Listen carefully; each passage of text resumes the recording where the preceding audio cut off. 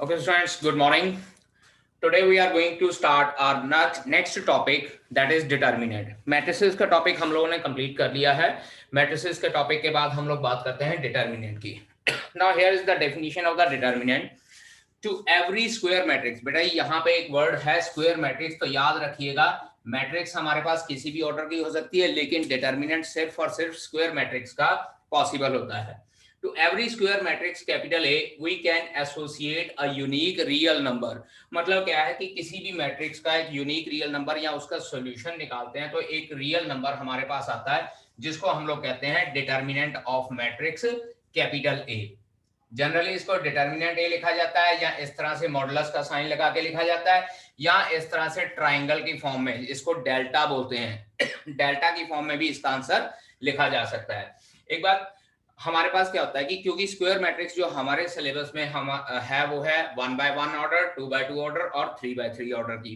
तो अगर हमारे पास मैट्रिक्स 1/1 ऑर्डर की हो, मींस टू से capital A is a matrix जिसमें हमारे पास सिर्फ एक एलिमेंट होता है, then we can say that the determinant of the matrix is the number itself. इस मैट्रिक्स का डिटर्मिनेंट ये नंबर ही होगा.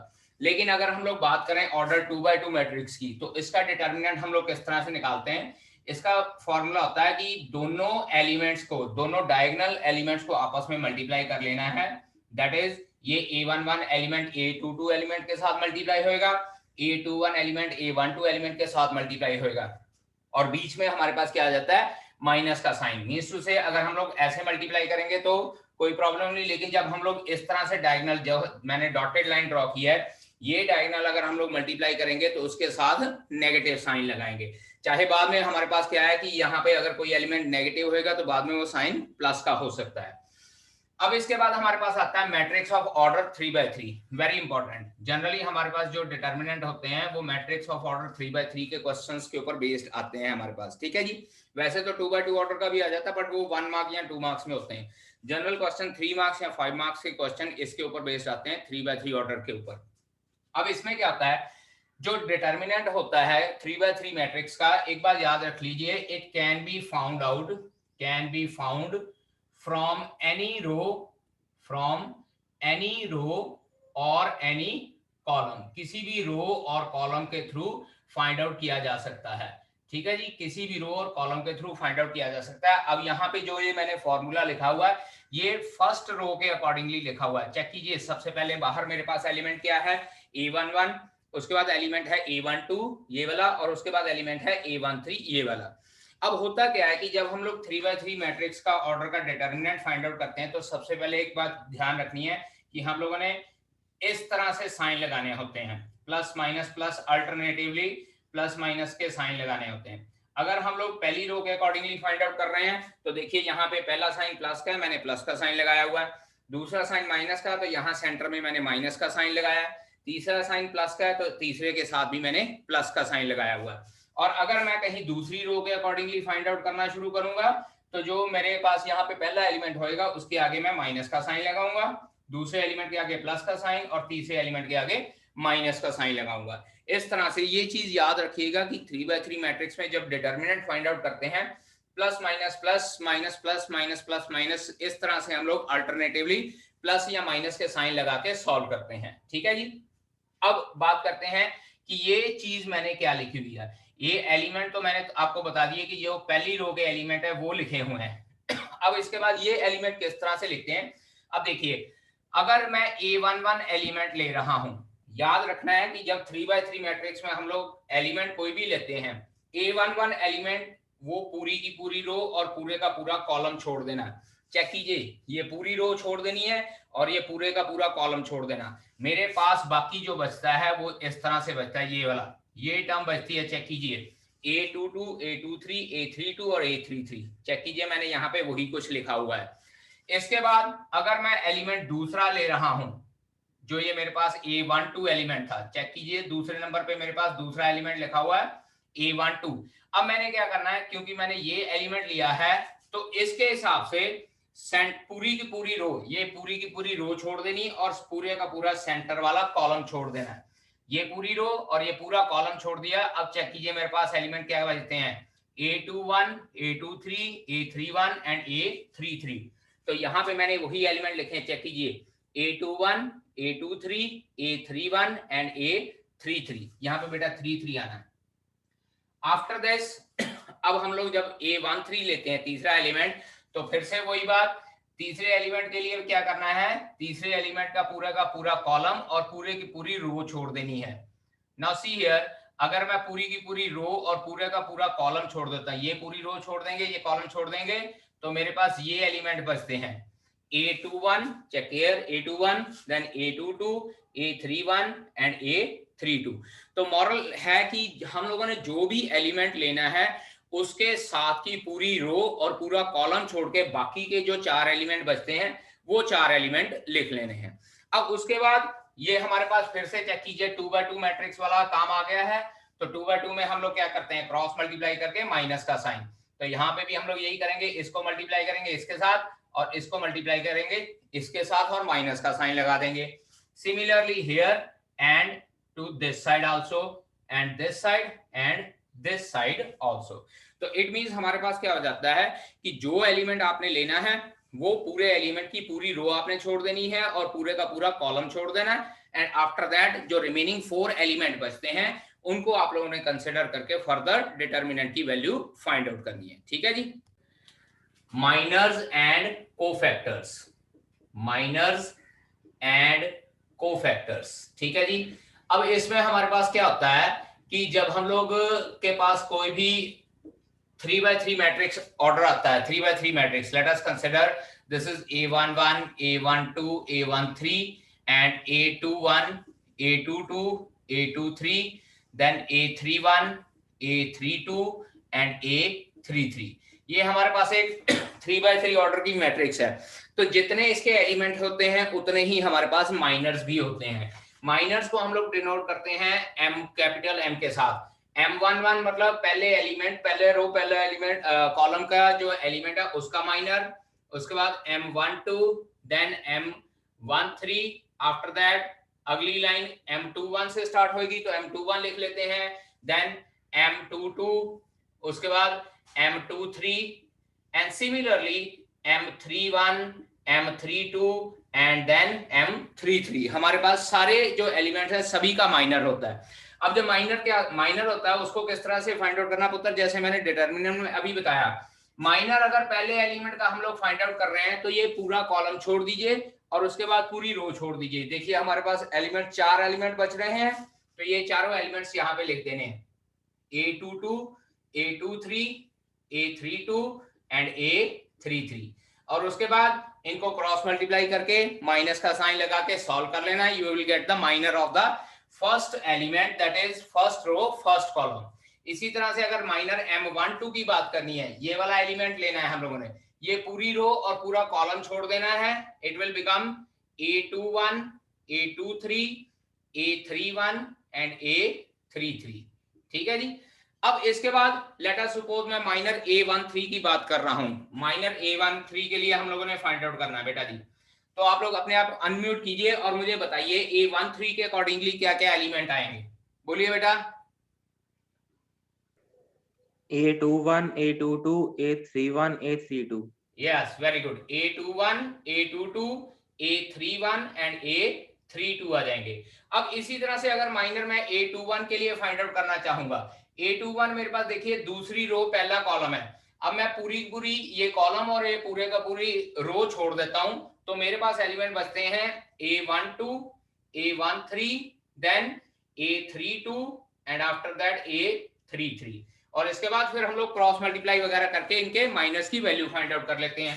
देन M22 ये वाला एलिमेंट है, बिल्कुल सेंटर वाली रो और सेंटर वाला कॉलम हम लोगों ने छोड़ देना है, and we will get A11, A13, A31 and A33। So इस तरह से हम लोग सभी जो वैल्यूज हैं सभी के माइनर्स फाइंड आउट कर सकते हैं। अब बात करते हैं कोफैक्टर्स की। तो बेटा एक बात याद रखिएगा, कोफैक्टर जो है कैपिटल लेटर A के साथ डिनोट किया जाता है, AIJ। तो अब यहां पे मैं आपको बता दूं A11, A12, इसी तरह से A13, देन A21, A22 और सिमिलरली A23 एंड बाकी के कोफैक्टर्स फाइंड आउट कर सकते हैं। Now what is the difference between minors and cofactor? Cofactor में क्या आता है, जैसे हम लोगों ने यहाँ पे M11 का माइनर लिखा है, इसी तरह से हम लोगों ने यहाँ पे भी लिख देना है A11 के लिए A22, A23, A32 and A33। मतलब क्या है, वही पहला कॉलम और पहली रो छोड़ देने, चारों एलिमेंट्स लिख लिए। अब डिफरेंस माइनर तो कोफैक्टर में क्या होता है कि जब हम लोग कोफैक्टर फाइंड आउट करते हैं तो बाहर एक करते हैं -1 की पावर 1 + 1। एक्चुअल में होता क्या है, ये -1 की पावर 1 + 1 कैसे आया, जो ये एलिमेंट हम लोग फाइंड आउट कर रहे हैं ना, जो हमारे पास ए आई और जे है, इसको हम लोग लेते हैं -1 की पावर आई प्लस जे। ठीक है जी, -1 की पावर आई प्लस जे, तो उसके अकॉर्डिंगली यहां आ जाएगा -1 की पावर 1 + 1। लेकिन यहां करेंगे तो -1 की पावर कितना आ जाएगा, 1 + 2 आ जाएगा। और जब यहां करेंगे -1 की पावर 1 + 3, सिमिलरली हियर -1 की पावर 2 + 1, -1 की पावर 2 + 2 एंड हियर -1 की पावर 2 + 3। सो इस तरह से हम लोग क्या है कि बाहर साइन लगाते हैं और उसके बाद बाकी का तो वो सारा माइनर वाला काम, जैसे यहाँ पे M12 था, सेम चीज यहाँ पे लिख देनी A12 के लिए, that is A21, A23, A31 and A33। सो इसी तरह से हम लोग बाकी के माइनर्स फाइंड आउट कर लेते हैं। और एक बात याद रखिएगा बेटा जी, जो कोफैक्टर्स हम लोग फाइंड आउट करते हैं, these cofactors are helpful in finding out the determinant of a matrix. ठीक है, और माइनर्स किस लिए होते हैं, माइनर्स हेल्पफुल होते हैं कोफैक्टर फाइंड आउट करने के लिए। मतलब इन जनरल हम लोग इस तरह से लिख सकते हैं कि अगर किसी भी कोफैक्टर को लिखना है, then aij, that is cofactor of any element ij is equals to -1 की power i plus j into mij। मतलब क्या है कि aij फाइंड आउट करना है तो माइनर निकालिए, माइनर को -1 की पावर i plus j लिख दीजिए। और इसी तरह से अगर डिटर्मिनेंट निकालना तो बेटा जी एक बात याद रखिएगा, डिटर्मिनेंट हमेशा निकलता होता है element multiply by its cofactor, element multiply by its cofactor, element multiply by its cofactor. ये देखिए, पहली रो पहला कॉलम, पहली रो दूसरा कॉलम, पहली रो तीसरा कॉलम, ये R1 के अकॉर्डिंगली है। और अगर R2 के अकॉर्डिंगली करना है तो it will B A21 multiply by its cofactor plus A22 multiply by its cofactor plus A23 multiply by its cofactor. तो ये जो हमारे पास वैल्यू आती है, this is the value of the determinant of square matrix. ठीक है जी, याद रखिएगा, 1 मार्क के लिए क्वेश्चन आ जाता था बहुत इंपॉर्टेंट कि एमसीक्यू की फॉर्म में ही आ जाता है कि बताइए इस फॉलोइंग में से कौन सा जो है एलिमेंट है या कौन सी आंसर है जो डिटर्मिनेंट को शो कर सकता है। तो वहां पे आप लोगों ने ये चेक करना है कि अगर एलिमेंट और उसके साथ उसका कोफैक्टर लिखा होगा, that will represent the determinant of a matrix. ठीक है बेटा, चलिए स्टार्ट करते हैं एक्सरसाइज 5.1, साथ साथ में आप लोग नोट करते जाइएगा। First question is evaluate the following determinant. पहला क्वेश्चन, पहला पार्ट। अब यहाँ पे देखिए सिंपल स्ट्रेट लाइन की फॉर्म में ब्रैकेट दी हुई है, x² - x + 1 x - 1 x + 1 into x plus और यहाँ पे x + 1। अब यहाँ पे देखिए 2/2 ऑर्डर की मैट्रिक्स है या 2/2 का डिटर्मिनेंट है, क्रॉस मल्टीप्लाई करना है और माइनस का साइन लगा देना है। x² - x + 1 multiply bye x + 1, ये तो हुआ पहला डायगोनल। उसके बाद दूसरा डायगोनल x - 1 इंटू x + 1 और बेटा जी बीच में माइनस का साइन, डॉटेड लाइन वाले डायगोनल के साथ माइनस का साइन लगना है। Now a + b into a² - ab + b², ये फार्मूला तब तक ही a³ + b³ का 9th क्लास में हम लोगों ने पढ़ा है। Similarly this is the formula of a² - b²। अब इसको खोलते हैं, x³ + 1 - x² + 1, so its answer is x³ - x² + 2। तो इसका मतलब क्या हो जाएगा, जो ये डिटर्मिनेंट है, डिटर्मिनेंट इसको कैपिटल A कंसीडर कर लेते हैं। सो डिटर्मिनेंट A हमारे पास कितना आ रहा है, x³ - x² + 2। अब इसी तरह से सेकंड पार्ट इसका देखिए, कैपिटल A कंसीडर कर लेता हूं मैं। यहां लिखा है cos 90 डिग्री, उसके बाद माइनस साइन 45, नहीं minus cos 45, minus cos 45 degree and then sine 90 degree and then इसके बाद लिखा हुआ है साइन 45 डिग्री। अब इसके लिए हम लोग क्या करते हैं कि पहले तो इनकी वैल्यूज पुट कर लेते हैं यहाँ पे। जब वैल्यू पुट करते हैं, capital A comes out to be 0 minus 1/√2, this is 1 and this is 1/√2। ठीक है जी। अब जब मल्टीप्लाई करेंगे, सबसे पहले 0 मल्टीप्लाई बाय दिस इज 0, और उसके बाद 1 multiply bye minus 1/√2 is minus 1/√2, और बीच में माइनस का साइन। मैंने पहले भी बोला है, अगर माइनस का साइन ऑलरेडी हो तो माइनस माइनस फिर प्लस हो जाएगा, so its answer will come out to be 1/√2, and this is your answer for this question. Note it down बेटा। सेकंड क्वेश्चन, फर्स्ट पार्ट हमारे पास है बेटा जी, इवेल्युएट द फॉलोइंग डिटर्मिनेंट, और डिटर्मिनेंट इस तरह से दिया हुआ है -1, 31, 40, and then next is 0, 5, -4, 32, then 0, 0 and 20।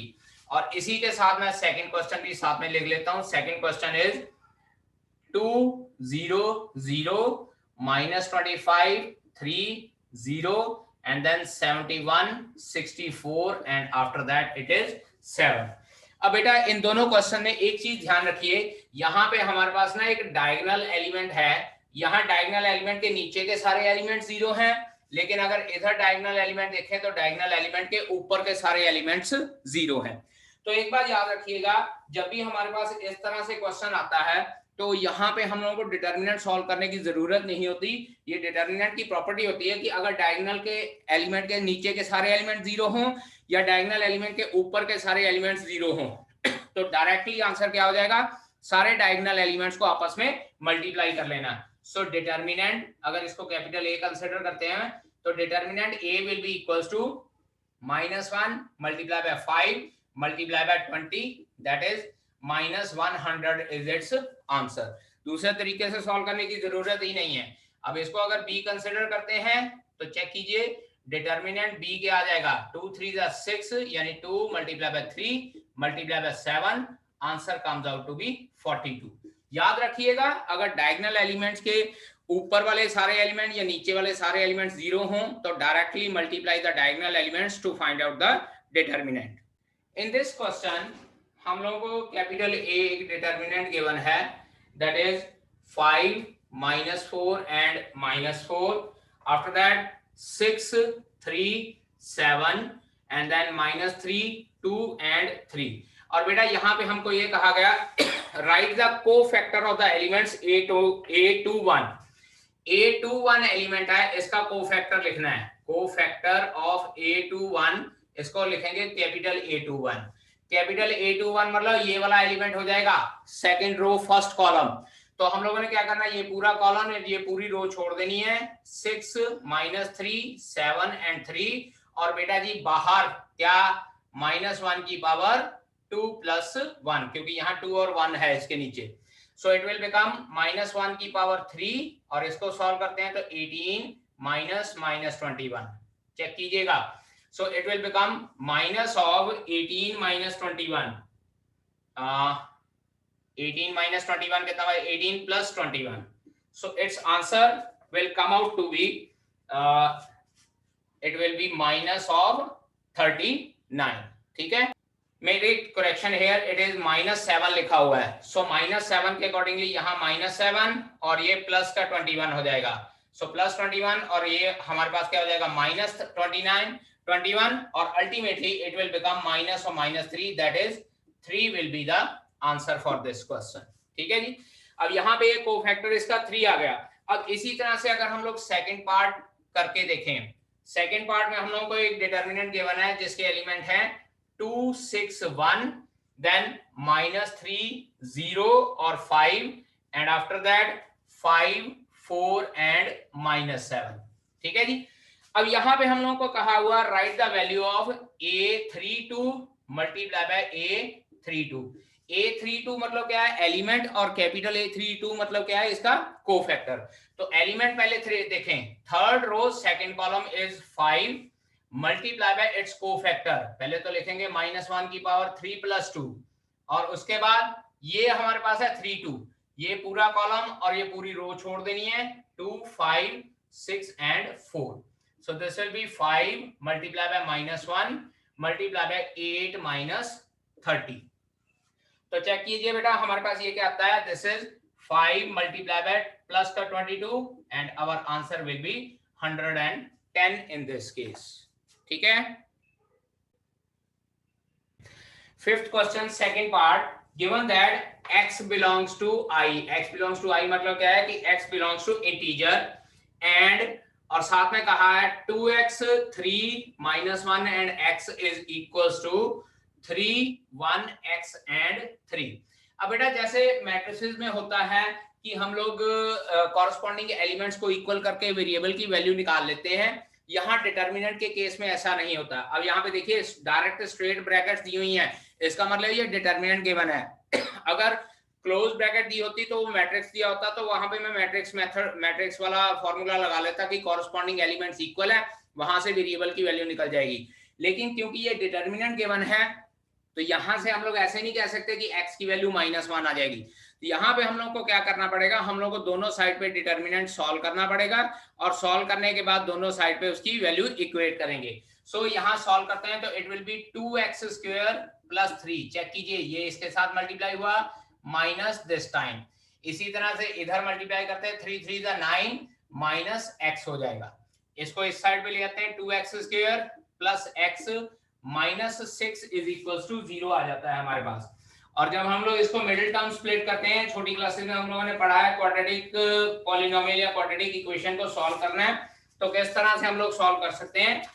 इसको मिडिल टर्म स्प्लिट कीजिए बेटा जी, it will become equals to 2x minus 3 into x plus 2 is equals to 0। जब हम लोग इसको मिडिल टर्म स्प्लिट करेंगे ना, जो इस सेंटर वाला x है इसको -3 + 2 लिख सकते हैं, ठीक है। नहीं, -4 + 3, -4 + 3 करेंगे तो यहाँ पे हमारे पास मिडिल टर्म स्प्लिट करके ये बन जाते हैं फैक्टर। तो यहाँ से एक बार आता है 2x - 3 = 0 और एक बार आता है x = -2। x की वैल्यू आ जाती है 3/2 और x की वैल्यू आ जाती है -2। बेटा जी इसको रिजेक्ट कर देना है। Why to reject this? क्योंकि हम लोगों को ये कहा गया कि x इंटीजर को बिलोंग कर रहा है और 2/3 is not an integer या 3/2 is not an integer. Therefore, our answer for this question is x is equals to -2. ठीक है जी। Now let us discuss 7th question, second part. अब यहाँ पे हमारे पास 3/3 ऑर्डर का डिटर्मिनेंट है, 3/3 ऑर्डर का। We need to evaluate the determinant 3 1 2. This is 3 1 2 and then -4 1, after that 3 and then 5 -2 और 1। और बेटा मैंने आपको ये कहा था 3/3 ऑर्डर डिटर्मिनेंट सॉल्व करने के लिए कि किसी भी रो या किसी भी कॉलम के साथ हम लोग एक्सपेंड कर सकते हैं। चाहे मैं इसको R1 से सॉल्व कर लूं, चाहे R2 से सॉल्व करूं, चाहे R3 से सॉल्व करूं, कोई प्रॉब्लम नहीं, answer will remain the same. और एक बात और, जब हम लोगों ने सॉल्व करना होता है किसी भी रो या कॉलम के अकॉर्डिंगली, तो साइन हम लोगों ने यही कंसिडर करने हैं अल्टरनेटिवली। ठीक है जी, चेक कीजिए, अगर पहली रो लेंगे तो प्लस माइनस प्लस साइन लगाने हैं, दूसरी रो लेंगे तो माइनस प्लस माइनस साइन लगाने हैं, तीसरी रो लेनी है तो प्लस माइनस प्लस के साइन लगाने हैं, and you will get the required result. अब मैं यहाँ पे पहले लिख देता हूं एक्सपेंड बाय R1। R1 से मैं एक्सपेंड करने जा रहा हूं। सबसे पहले पहला एलिमेंट 3 और इसके साथ इसका कोफैक्टर, ये पूरा कॉलम और रो छोड़ देनी, 1 -2 3 1। उसके बाद -4, ये पूरी रो और पूरा कॉलम छोड़ देना, 1 -2 2 and 1, and after that third 5 और इसके साथ इसका कोफैक्टर लिखना है 1 1 2 and 3। अब बेटा उसके बाद हम लोगों ने ये ऊपर वाले साइन देखने, प्लस माइनस प्लस, इसके आगे प्लस का साइन, इसके आगे माइनस का साइन और इसके आगे फिर से प्लस का साइन। अब ये सॉल्व करते हैं, 3 × 1 + 6। चेक कीजिए, क्रॉस मल्टीप्लाई करके 1, इधर क्रॉस मल्टीप्लाई करके प्लस का 6 बन जाएगा, क्योंकि -6 है और बीच में माइनस लगना ही लगना है। माइनस माइनस +4 × 1 +4 और उसके बाद +5 × 3 - 2 बनेगा हमारे पास। सो सॉल्व करते हैं, 6 + 1 7 3 21, 5 4 20 + 5, और जब इसको सॉल्व किया तो हमारे पास आंसर बनता है 46। So the value of this determinant is 46। ठीक है जी। अब इसके साथ के साथ बेटा मैं एक और लास्ट क्वेश्चन इस एक्सरसाइज का डिस्कस करने जा रहा हूं। सिंपल सा क्वेश्चन है, हम लोगों को ये गिवन वैल्यू है।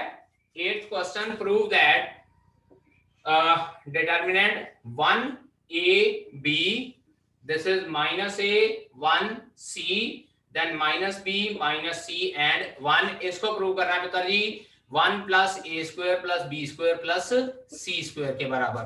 ठीक है जी, तो सिंपल इसको एक्सपेंड करते हैं, एक्सपेंड बाय, अब यहां पे देखिए मैं R2 से एक्सपेंड कर देता हूं, एक्सपेंड बाय R2। चेक कीजिए, अब सेकंड रो के अकॉर्डिंगली मैंने एक्सपेंड करना है। सेकंड रो में पहला एलिमेंट मेरे पास है माइनस ए, और इसका कोफैक्टर क्या हो जाएगा, पूरा कॉलम और पूरी रो छोड़ देनी, it will be a b minus c और 1। उसके बाद सेंटर वाला एलिमेंट 1, पूरी कॉलम और पूरी रो छोड़ देनी है, 1 बी माइनस बी एंड 1। और उसके बाद तीसरा सी है हमारे पास, और सी के अकॉर्डिंगली ये पूरी रो और पूरा कॉलम छोड़ दिया, तो 1 ए माइनस बी एंड माइनस सी बचता है। और उसके बाद बेटा सेकेंड रो के हिसाब से आप लोगों ने साइन लगाने हैं।